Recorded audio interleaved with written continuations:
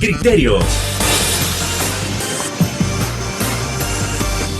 Una entrevista de Mix de Medios.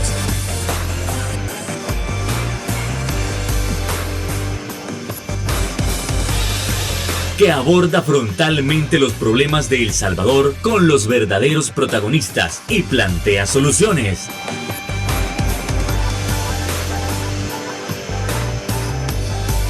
Criterios. ¿Qué tal? Muy buenas noches, sean bienvenidos todos y cada uno de ustedes a una nueva emisión aquí en su programa Criterios para seguir analizando esos temas de tanta relevancia que ocurren a nivel nacional e internacional y especialmente a nivel nacional. ¿Qué es lo que podemos ver en estas últimas horas? Bueno, nuevamente se aprobó una extensión del régimen o estado de excepción. A ver, ¿realmente necesitamos esta ampliación del régimen? ¿Realmente es necesario para seguir conteniendo la violencia?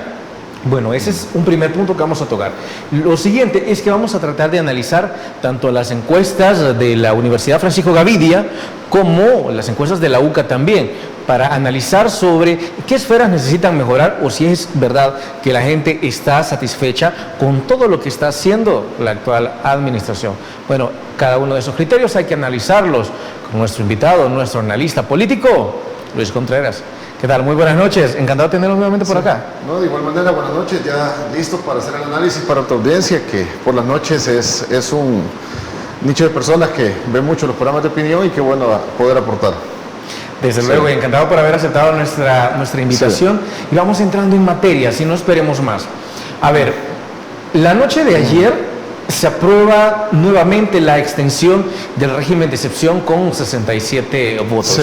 A ver, esto era algo que ya se venía analizando y que era lo más probable que en efecto se iba a aprobar. Y bueno, aunque alguien lo quisiera, pues no era como que tuviera opción.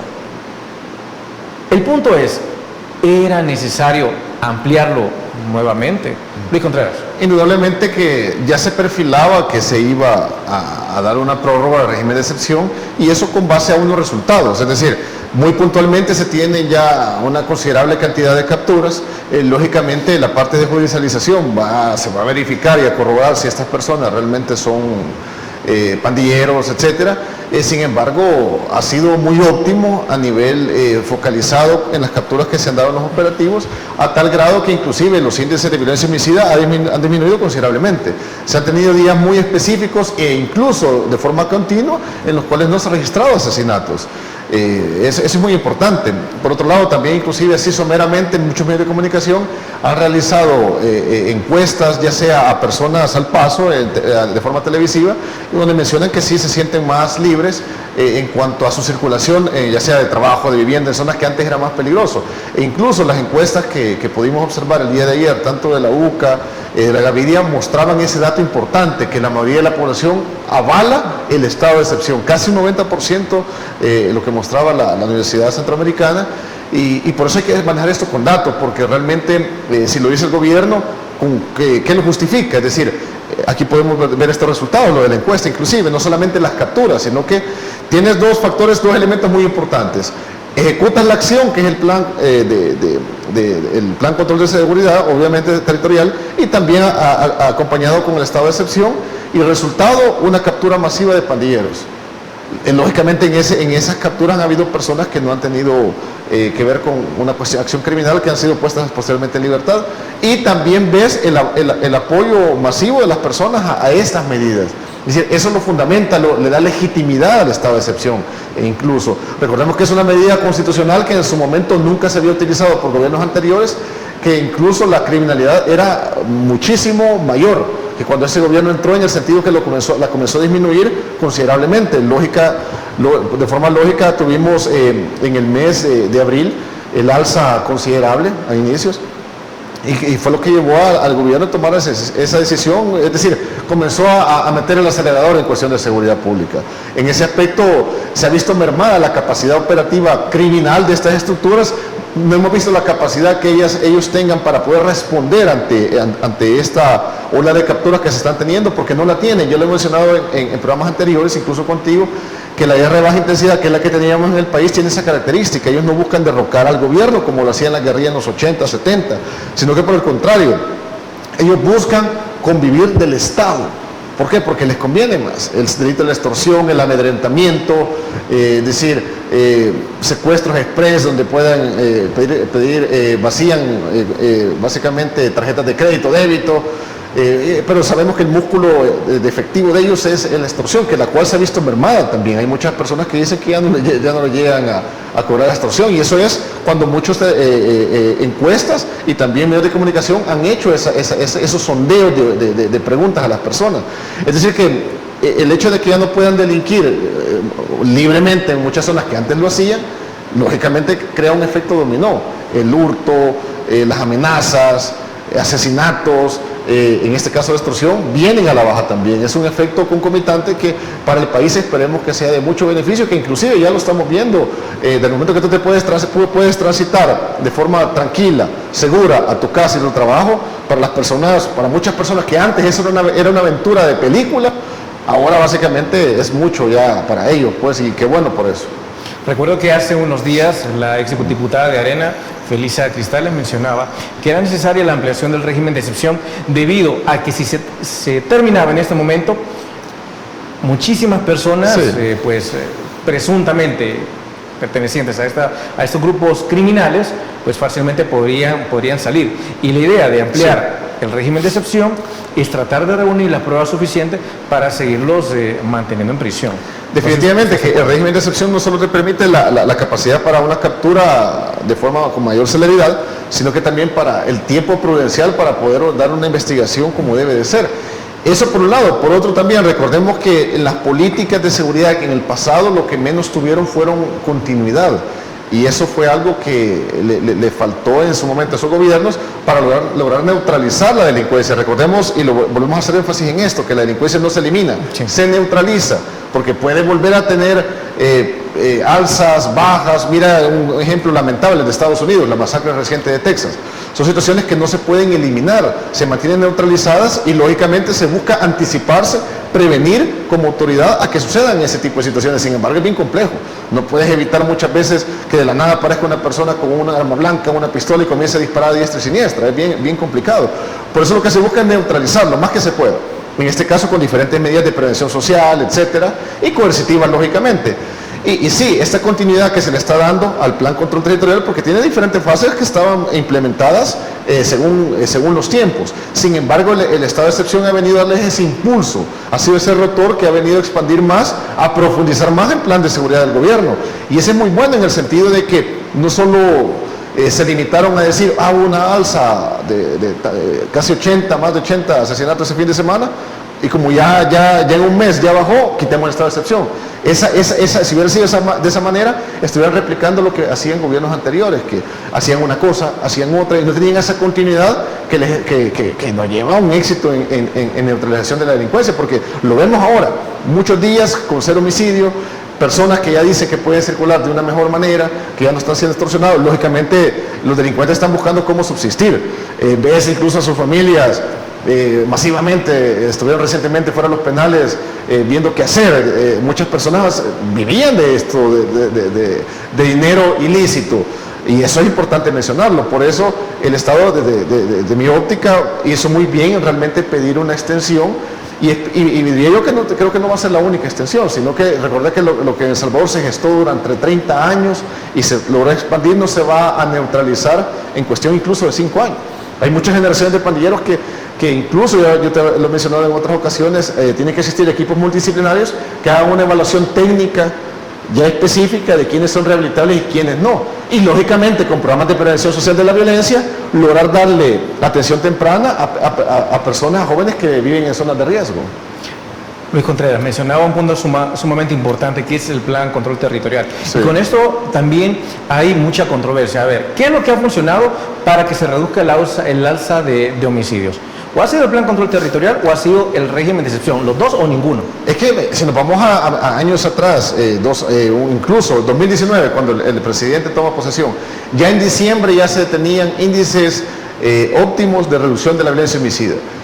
Antes del 2019, El Salvador lideraba a nivel latinoamericano Inside Crime, que es una ONG que trabaja mucho esa estadística de seguridad, daba ese dato. Lideramos la violencia homicida con más de, incluso en un año, con más de 100 asesinatos cada 100.000 habitantes, algo lamentable. Y todavía llegamos hasta el 2017, no con esa cantidad, pero sí estábamos en los primeros puestos. Ya en el 2019 El Salvador ya aparece en el 7º. Ya Jamaica lideraba en ese momento la violencia homicida. Y de tener 103 asesinatos cada 100.000 habitantes, 64 asesinatos cada 100.000 habitantes con Salvador Sánchez Serén, en el 2019 con el presidente Bukele se logra una disminución de 19 cada 100.000 habitantes. Algo histórico que no se había logrado hasta la fecha. Ahora, indudablemente, por ejemplo, hasta el 10 de mayo había un dato de un asesinato diario, es decir, el mes más seguro del año, hasta la fecha del 2023. Sin embargo, tu pregunta, aquí podemos ver ya una reducción específica. El 2021 siguió con la misma dinámica, hubo una reducción como tal, 19 asesinatos cada 100.000 habitantes, 5 asesinatos, 4 asesinatos diarios, cuando en el pasado habían 15, 18, inclusive 30, y era bien recurrente. Es decir, el Plan Control Territorial sí había logrado disminuir los homicidios considerablemente. Sin embargo, como la operatividad criminal, ese andamiaje delincuencial es tan robusto todavía podían tener ese margen de acción. El plan Control Territorial por eso viene a fusionarse o a trabajar, más bien diría yo, articuladamente con las medidas del estado de excepción, cosa que le hacía falta una oxigenación a la operatividad policial para poder incursionar de mejor manera en zonas controladas por pandillas. Es decir, viene a servir como un auxiliar para una mayor eficiencia en el trabajo policial y en este caso también militar. Claro. Nos vamos a ir a nuestra primera pausa comercial y dejamos planteada la pregunta sobre si en efecto antes de la aprobación de la extensión del régimen de excepción la gente tenía miedo o sigue teniendo temor de que una vez que esto acabe las pandillas pues traten de rebelarse contra el Estado. Bueno, eso luego de la pausa comercial.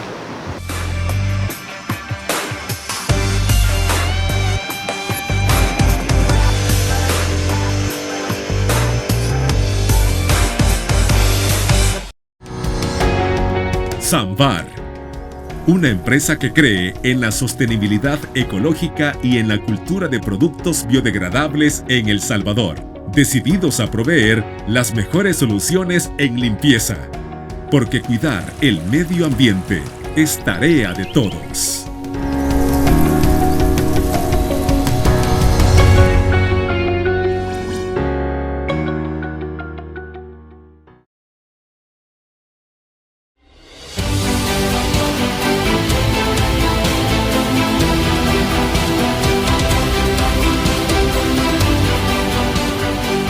Nuestro compromiso, nuestra pasión, son algunas de las cosas que nos caracterizan como salvadoreños.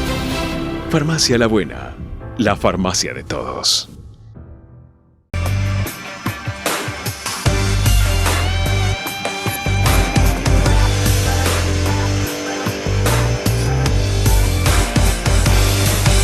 Desde luego que nosotros vivimos en un país altamente rodeado de incertidumbre por lo que puede pasar.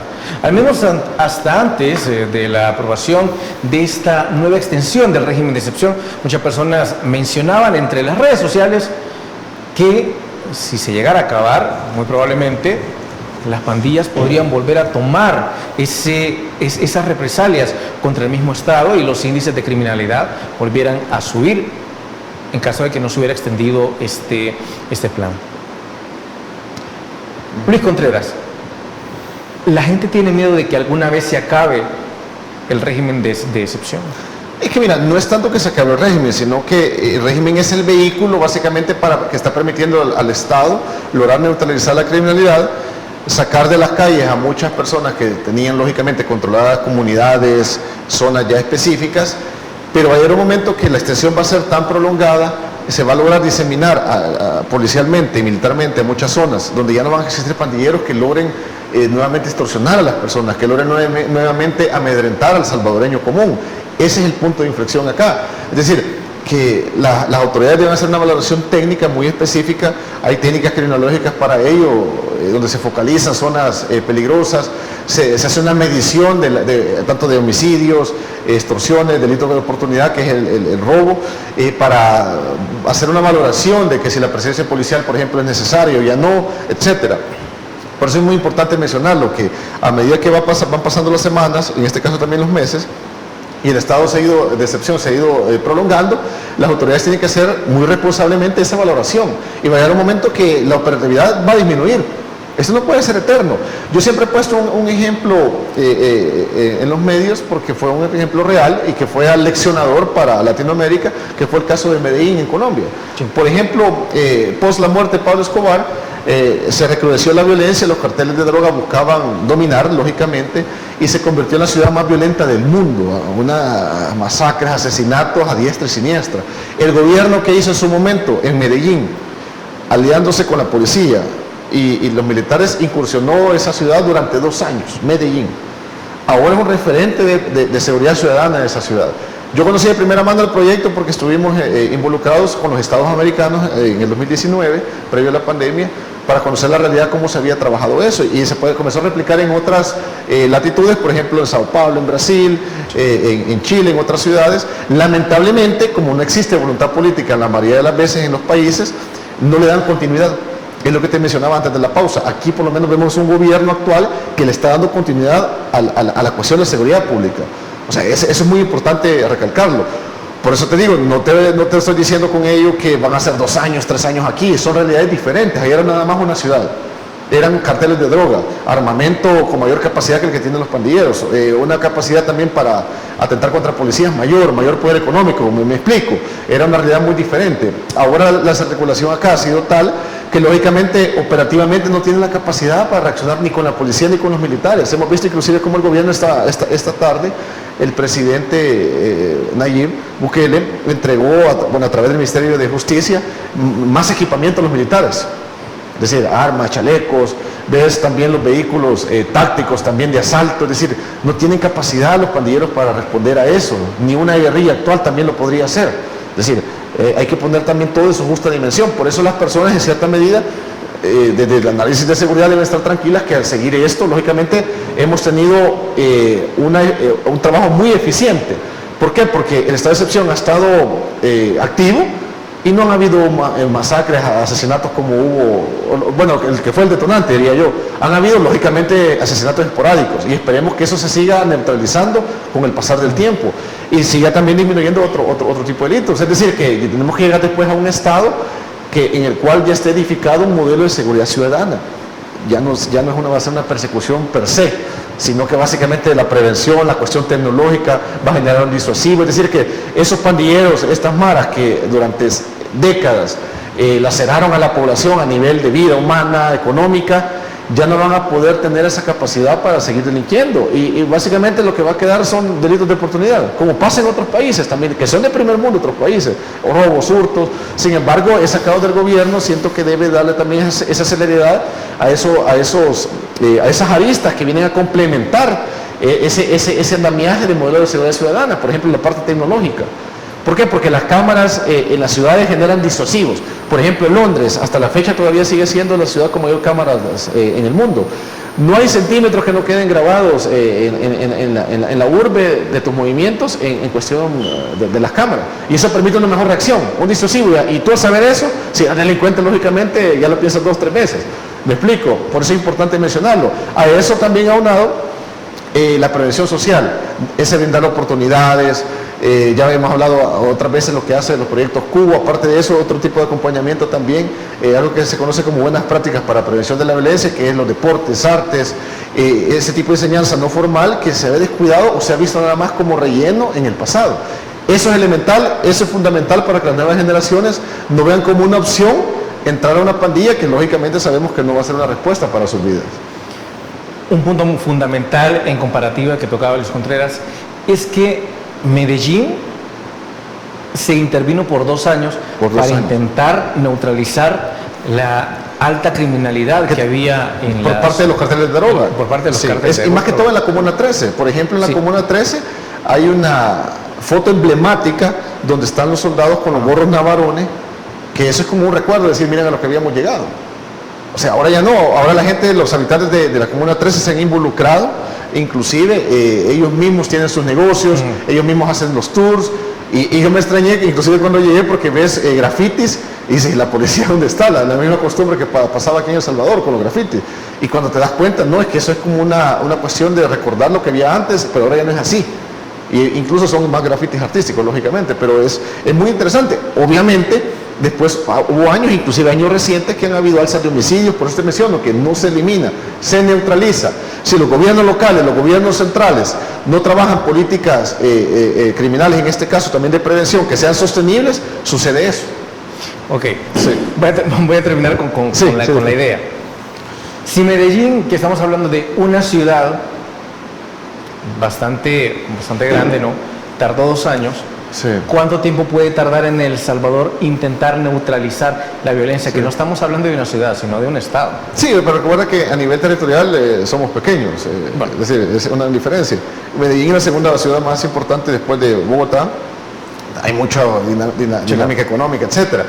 Y lógicamente te lo mencionaba, no podemos vaticinar que va a ser año y medio, va a ser un año, no se puede como decir una ciencia un dato exacto, porque no es una ciencia exacta esto. Sin embargo, podemos predecir con base en los resultados. Por ejemplo, yo te puedo decir en este momento, las medidas de seguridad van por buen camino, en el aspecto que nos vamos a los datos y son irrefutables. Es decir, ha disminuido la violencia, las extorsiones, el delito de oportunidad, ya no hay tanta restricción de movilidad en ciertas comunidades, es decir, va por buen camino, que se sigue expandiendo. Y como te lo mencioné en la primera intervención, las autoridades van a hacer una valoración a nivel técnico, qué tan necesario va a seguir siendo después una prórroga de equipo al mes, un ejemplo, ayer se dio la prórroga, si va a ser necesario posteriormente y por qué, y son los factores. Mira, hay factores técnicos, lo que pasa es que muchas veces no vas a decirlos al pie de la letra, das a medios de comunicación lo básico, como el plan de seguridad. ¿Por qué te menciono esto? Porque a nivel político la oposición siempre recrimina o trata de refutar que nadie conoce el plan de seguridad. Es que un plan de seguridad no se lo vas a dar en repartición a medio mundo, es decir, hay líneas estratégicas, así que someramente las mencionas, pero cosas específicas no las vas a decir, lógicamente, es cuestión de sentido común, eso es importante mencionarlo. Me llama la atención también que se ha mencionado que ningún gobierno le había dado continuidad a una estrategia de seguridad como esta. Entonces, sí, quiero pensar también con eso. Con los planes mano dura y super mano dura, había que darles continuidad a pesar de la gran cantidad de críticas hacia estos planes, que lo que se menciona es que simplemente incrementaron el nivel de pandillas. Bueno, es que ahí hubo otro factor también, no solamente la continuidad, que hubo mal ejecutada, mano dura, super mano dura, sino que no crearon un balance, un equilibrio necesario para que se fuera sostenible y más efectivo, que a diferencia del gobierno actual sí se está haciendo. Ejemplo, el control de centros penales. En el plan mano dura no se logró controlar los centros penales. Eran universidades del crimen, básicamente, ya lo he mencionado, inclusive organismos internacionales. Y fíjate qué interesante que el Triángulo Norte, yo lo he mencionado en muchas ocasiones, pero es bueno decirlo porque la población haga una recapitulación de los hechos. El plan mano dura en El Salvador, el plan azul y el plan Escoba en Guatemala y Honduras eran de carácter similar, de básicamente el Estado contra el delincuente, es coercitivo, que así debe de ser, lógicamente. Sin embargo, los centros penales en los 3 países no lograron controlarlos el Estado en su momento, se les salieron de control, eso pasaba acá. Es decir, tienen un desequilibrio, un desbalance. De nada te sirve la captura masiva si básicamente en el centro penal vuelven otra vez a fluctuar esa delincuencia y ellos mismos operaron. Eso por un lado, y por otro lado también, como la mano dura fue declarada que no tenía vacíos legales y todo, los jueces lo soltaban a estas personas. El estado de excepción, al ser constitucional, tiene esa robustez para que no suceda eso. Es una enorme diferencia. Por eso hay que mostrarlo de una forma más específica. También, lógicamente, planes de prevención social no existió en gobiernos anteriores, reales. Por ejemplo, la diseminación que ha tenido los proyectos Cubo han sido enormes. Se espera que se sigan construyendo a nivel nacional. Y eso básicamente, el resultado lo vas a ver de aquí a 5 o 10 años, porque la prevención social lamentablemente no es inmediata. Eso hay que darle tiempo, continuidad. Y como eso no lo ocupan las portadas de los periódicos, los gobiernos en el pasado no lo hacían, sino que el allanamiento de una casa, los gorros navarones, eso es lo que la acción que falsamente vende mediáticamente. Sin embargo, ojo, es nada más una de las acciones que hace el Estado en cuanto a la criminalidad, la operatividad de la detención, el uso de la fuerza. Sin embargo, están los otros que yo te menciono. La parte judicial en su momento también hemos visto cómo el gobierno actual en cierta medida ha hecho una depuración judicial. Es decir, también es importante ver cómo lo va también a ir complementando con mayor apoyo al sistema judicial, porque esto de las capturas no lo veamos tan someramente, sino que primero también cómo van a contenerlos en los centros penales. el recurso humano que se necesita. Los jueces también para darle esa celeridad a los procesos también de judicialización. O sea, no es tan sencillo. Es un trabajo interinstitucional que debe ser eficiente. Si no, va a suceder lo que pasó en gobiernos anteriores, que se generaba ese desequilibrio. Hablando de centros penales, siempre surge la pregunta en los últimos días. Si se supone que los centros penales ya tenían hacinamiento, ¿dónde meter a más de 34,000 personas capturadas hasta la fecha? Bueno, hay que analizarlo tras la pausa comercial. Ya volvemos.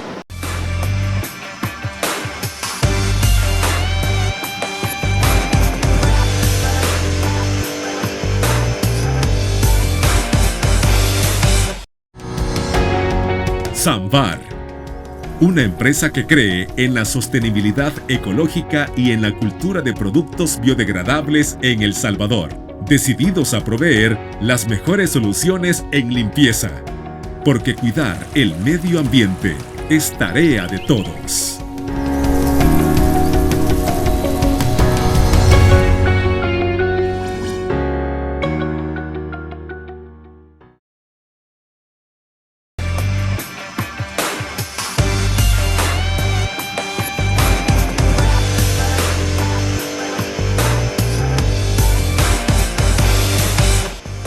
Desde luego que muchísimas personas están contentas con la gran cantidad de capturas que han habido. ¿Por qué digo muchísimas y no todas? Porque desde luego que hay quienes que consideran injusto lo que se está haciendo en alguna medida. Lo que para muchos sí llama la curiosidad no es precisamente la cantidad de capturados, sino si los centros penales en efecto tienen la capacidad de albergar a tantas personas, cuando ya se traía la idea o la crítica de que estos ya contaban con un amplio hacinamiento. Luis Contreras. No, definitivamente el sistema carcelario salvadoreño no tiene la capacidad, o sea, para albergar a tanto detenido. Para ponerte un ejemplo, los actuales tienen la capacidad ideal para aproximadamente para 18,000 reos. Hace 2 años se tenían aproximadamente 38,000. Es decir, hay hacinamiento. Sin embargo, después hubo un proceso también que se estuvo como, básicamente con el programa el de reinserción, el de... ¿Yo cambio? El Yo Cambio fue el de reinserción, ¿no? Gobierno del FMLN, parece, okay. sí. Que también en cierta medida buscaba eso, sí, pues, claro. que básicamente la conmutación de las penas, etcétera. Cero ocio, que tiene que básicamente salen los detenidos a hacer labor de reconstrucción de viviendas, borrar graffiti, que está muy bien, realmente es invisibilizar la cuestión criminal. Sin embargo, por eso el presidente recientemente, cuando pasó esto, y vaticinando, es que mira, eso es lo importante, cómo el gobierno actual logra anticiparse lo que pueda suceder, en el sentido que si vamos a tener capturas masivas, tenemos que anticiparnos a que los penales no van a dar abasto, y por eso se le aprobó para que pueda construir nuevos centros penales, te recuerdo, sí. Y fuera de la ciudad, es decir, con una infraestructura mayor que los pueda albergar. Habría que ver cómo va a ser esa infraestructura y también el tiempo con el cual los van a construir. Inevitablemente, debido al estado de excepción, que es una cuestión que no podemos esperar, el gobierno no puede decir, vamos a esperar a tener los centros penales para poner estado de excepción y ahorita sigamos así, es que no lo van a hacer de esa forma. Sí, no, claro. Así que no queda de otra que básicamente, como dé lugar, buscar los espacios necesarios, bartolinas policiales, también las bartolinas que tienen las alcaldías con sus oficinas del CAN, por ejemplo, ver cómo logras hacer eso para contener a tanta persona detenida. Eso es importante mencionarlo. Y también esto va a ayudar mucho a la celeridad con que se le van a dar a los procesos de investigación. Por eso yo te mencionaba antes de la pausa, lo imprescindible en la parte judicial de tener esa oxigenación con más jueces que puedan ver esto. Precisamente, creo que me acaba de responder la pregunta, porque algo que nos encanta de Criterios, como saben nuestros amigos y amigas televidentes, es comparar esos análisis que traen nuestros invitados. Y por ejemplo, la semana pasada ya alguien decía, yo no creo que haya más de 34,000 personas en los centros penales si ya había hacinamiento. O sea, la capacidad ya era demasiada antes de meter a estas 34,000 personas. Entonces, esta persona decía, no creo que en esos centros penales haya esta cantidad de personas. O los tienen que estar metiendo en otro lugar, o tiene que ser mentira que hayan tantas. No, lógicamente no es así. Si en los centros penales inclusive han habido hasta más en gobiernos anteriores. O sea, tristemente, bueno, he visto los videos inclusive a nivel internacional cuando han venido otras televisiones de otros países y ves el hacinamiento que existía antes, sí, inclusive la alimentación, que habían colgado hasta una especie de hamacas por el hacinamiento, eso siempre ha existido. Lógicamente, con el paso del tiempo se había mejorado considerablemente, sin embargo, con un estado de excepción se va a tener esa regresión otra vez. Por eso es importante la construcción de los centros penales, porque no puedes tenerlos así de esa forma. Y en cierta medida también va a generar un disuasivo de decir, miren, están construyendo centros penales para nosotros, en este caso los criminales. o dejamos de delinquir o realmente se la van a seguir jugando a ser detenidos y lógicamente después enfrentar las penas que les corresponden por los delitos que ejecuten. Y que según entiendo, eso también requiere una inyección de recursos. Porque, por ejemplo, si las personas van a estar detenidas 15 días, no van a estar 15 días sin comer tampoco, ¿sí? Es decir, sí. ¿Cuánta plata, cuántos recursos le está invirtiendo el Estado a estas personas que están siendo capturadas? Sí, es que ese es el detalle, porque las personas no lo podemos ver tan simplista, decir, eso no están capturando, sino que alimentación, o sea, hacer una investigación, cuánto cuesta tener un reo detenido para el Estado. Es decir, no es que al presidente le ocurra que está deteniendo a diestra y siniestra porque le da la gana, sino que básicamente, mira, los protocolos de actuación, de identificación de sospechosas de las autoridades, ya los hemos mencionado que los tienen. Lamentablemente que se van a dar casos que no son delincuentes, eso pasa hasta cuando no hay estado de excepción. Lo que pasa es que, mira, la exacerbación ideológica política no la puedes dejar a un lado. Y la oposición siempre va a estar viendo en qué falla el gobierno para buscar deslegitimar, desacreditar lo que se está haciendo.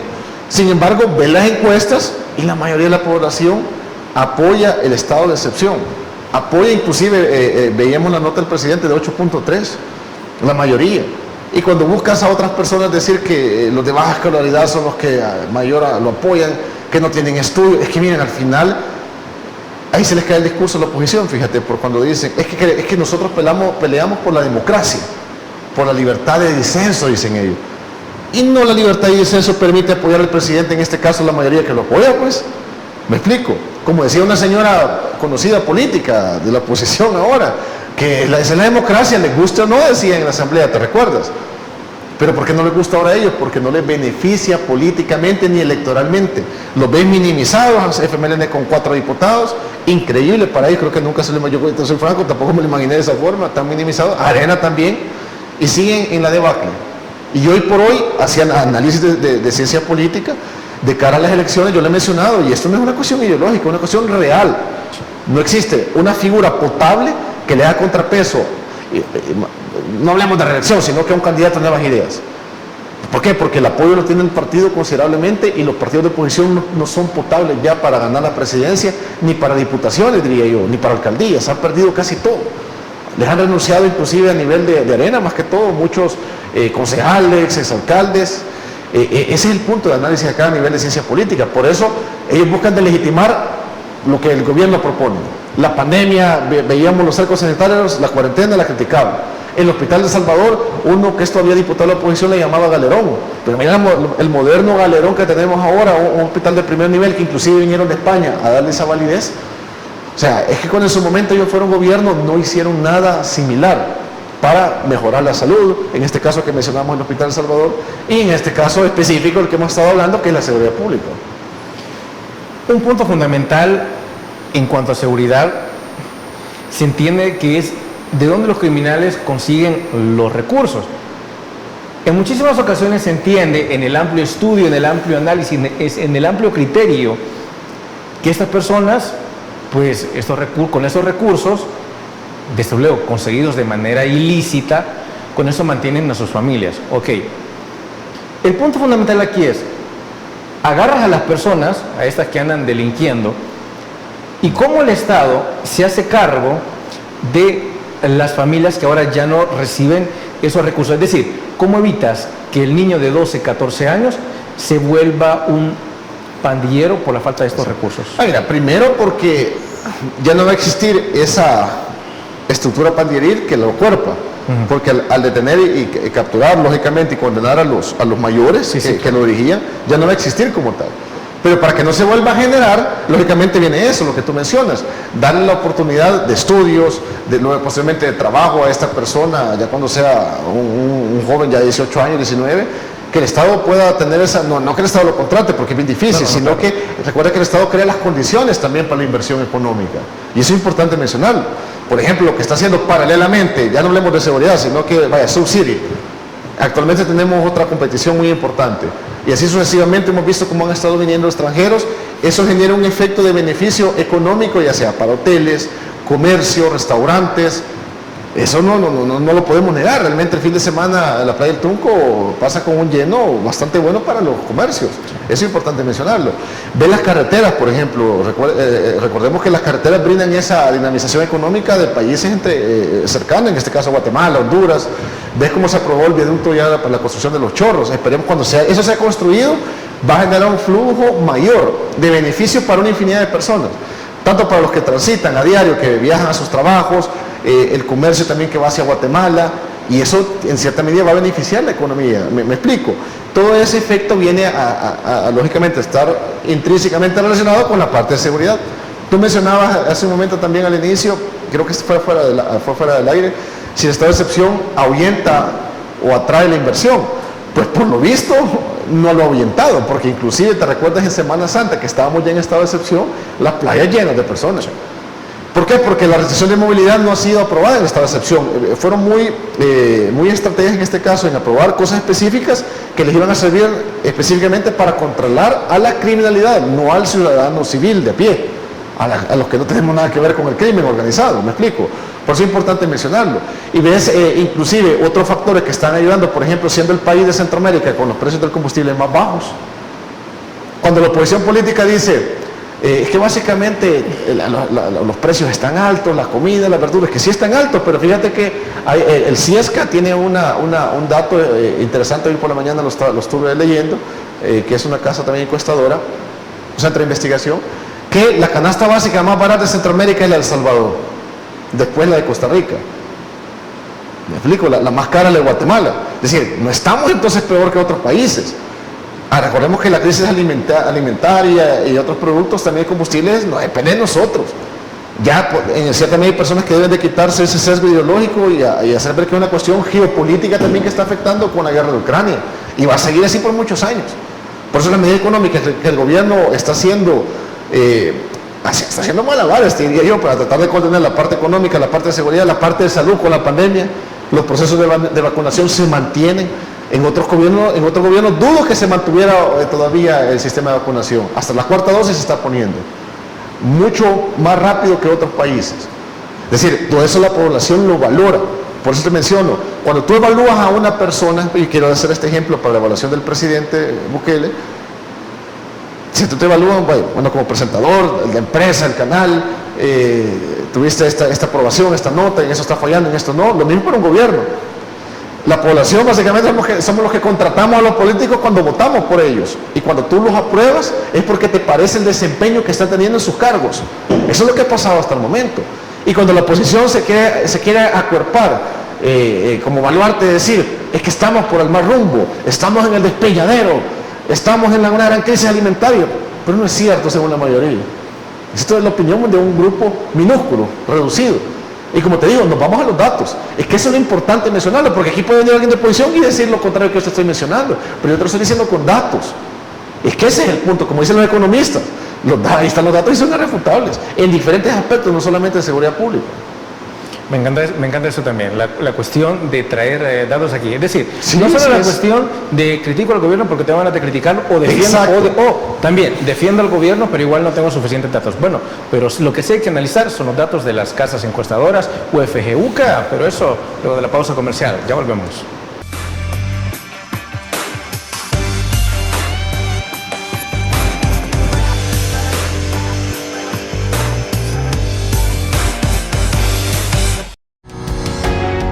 Samvar, una empresa que cree en la sostenibilidad ecológica y en la cultura de productos biodegradables en El Salvador, decididos a proveer las mejores soluciones en limpieza, porque cuidar el medio ambiente es tarea de todos.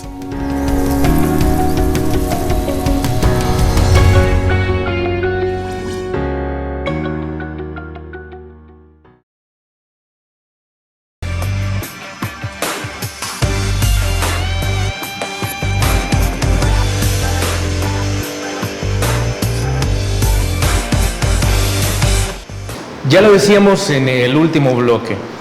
Si algo que nosotros nos encanta aquí en Criterios es que si usted quiere estar a favor o en contra del gobierno, pues es cuestión muy personal.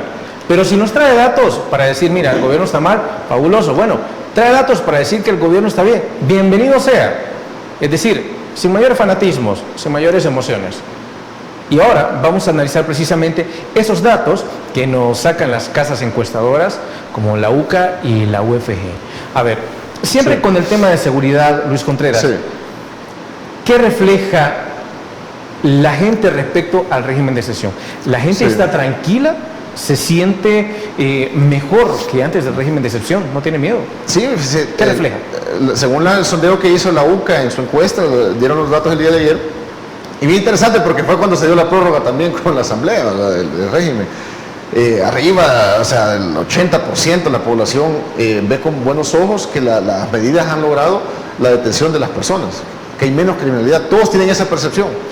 Y como te digo, o sea, aquí la percepción no es porque se lo dice el gobierno, es algo que tú vives. Por ejemplo, si el gobierno te dice, mira, somos el país más seguro de Centroamérica, por decir algo, que todavía no lo somos, pero esperemos llegar a eso.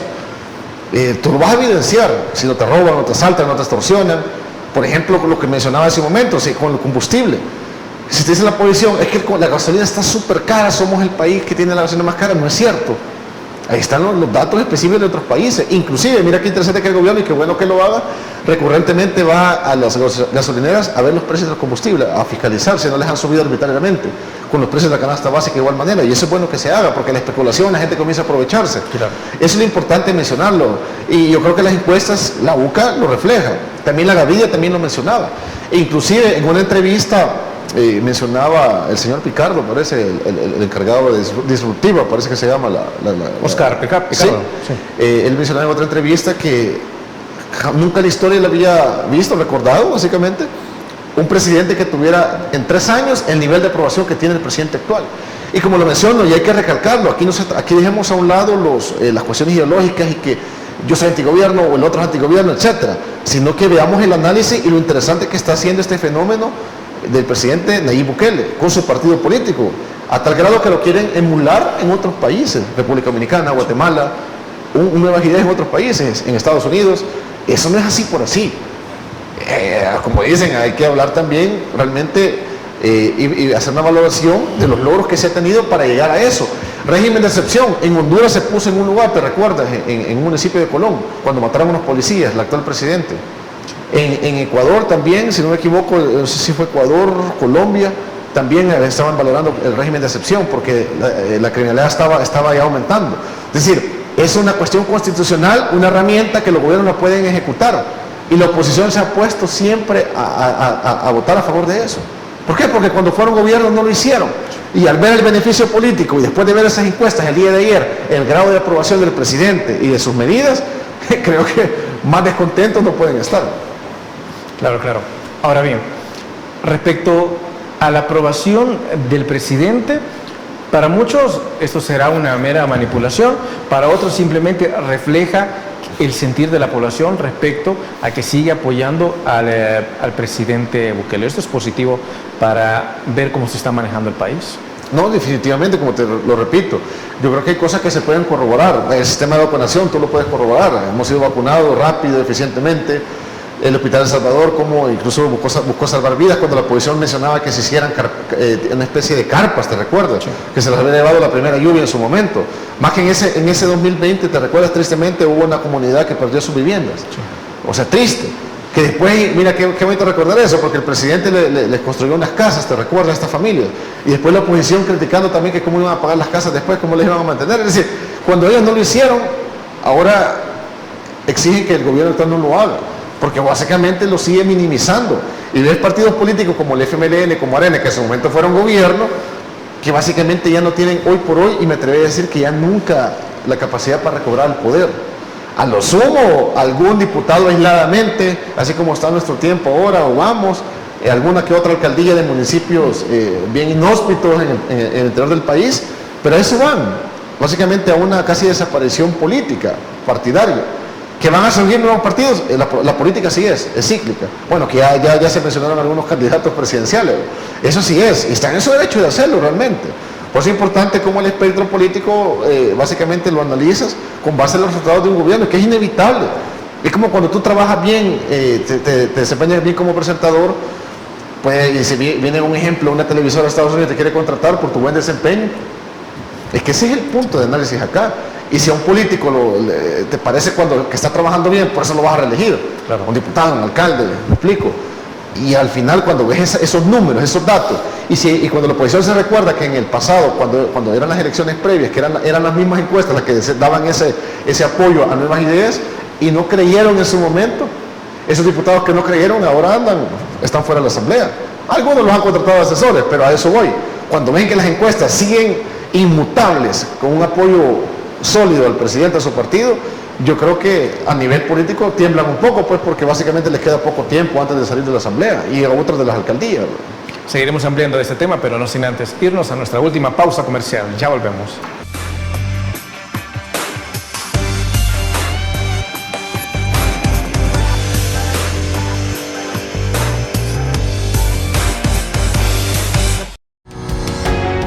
Samvar, una empresa que cree en la sostenibilidad ecológica y en la cultura de productos biodegradables en El Salvador, decididos a proveer las mejores soluciones en limpieza, porque cuidar el medio ambiente es tarea de todos.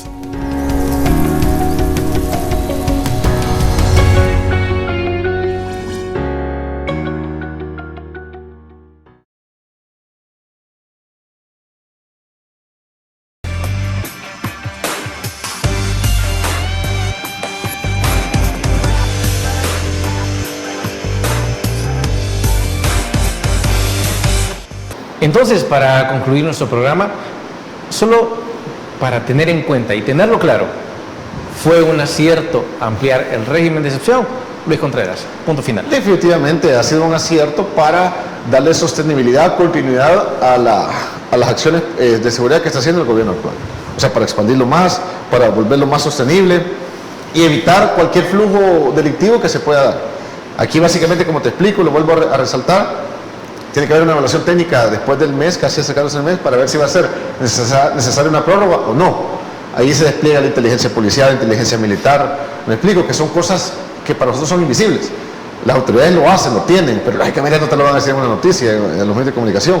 No solamente nosotros nos limitamos a la parte visible, que es la captura, pero tras la captura hay una investigación de por medio. Hemos visto cómo inclusive en el pasado era menos, si te das cuenta. En residenciales que son costosas, las compras de vivienda o alquiler, han detenido a pandilleros. Lógicamente nadie se esperaba que en estas residenciales vivieran personas que se dedican al crimen. Por eso es importante mencionarlo. Esto es con base a una investigación, no solamente una denuncia, me explico. La parte de la denuncia, el tatuaje visible es una, pero ya la profundización de una desarticulación de una estructura, ya hay una investigación de por medio muy seria de parte de las autoridades. Indudablemente. Luis Contreras, sabemos que el tema da para muchísimo más, lamentablemente se nos ha terminado el tiempo, pero agradecemos la invitación y esperamos tenerlo próximamente. No, con gusto, estamos siempre a la disposición. Sí. Y a ustedes, amigos y amigas televidentes, gracias por habernos sintonizado una vez más. Y como siempre, que recuerden, el criterio más importante en todo aspecto, siempre lo va a tener usted. Que descanse. Criterios. Una entrevista de Mix de Medios.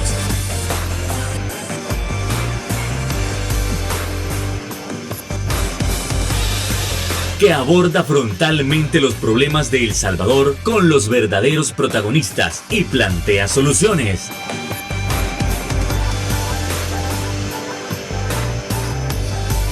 Criterios.